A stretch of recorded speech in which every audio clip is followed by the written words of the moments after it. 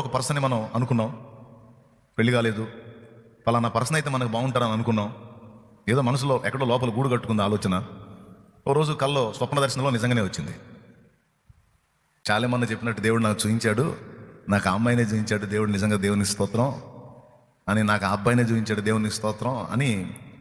ప్రతిదీ వాక్యం అనే కొలబద్దతో చూసుకోమన్నాడు కదా, మరి ఇప్పుడు దీన్ని ఎలా కంపేర్ చేసుకోవాలి నేను వాక్యంతో?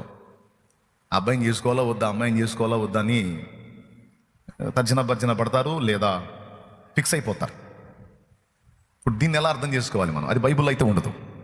దైనందిన జీవితంలో లేఖనాల్లో ఉన్న సంగతులు మాత్రమే కాదు, కొన్ని మనం విడిగా కూడా వివేచించాల్సిన పరిస్థితి ఉంటుంది. దానికి మీకు ఒక సూచన చెప్తాను. ఎప్పుడైనా గుర్తుపెట్టుకోండి, ఒక దర్శన విషయంలోనే కాదు, ఏ రూపేణా దేవుడు నీతో మాట్లాడినా చాలా విషయాలు వాక్యంలోంచి చూసుకోవచ్చు మనం. వాక్యములో నీకు అందని సంగతులు ఏవైతే ఉన్నాయో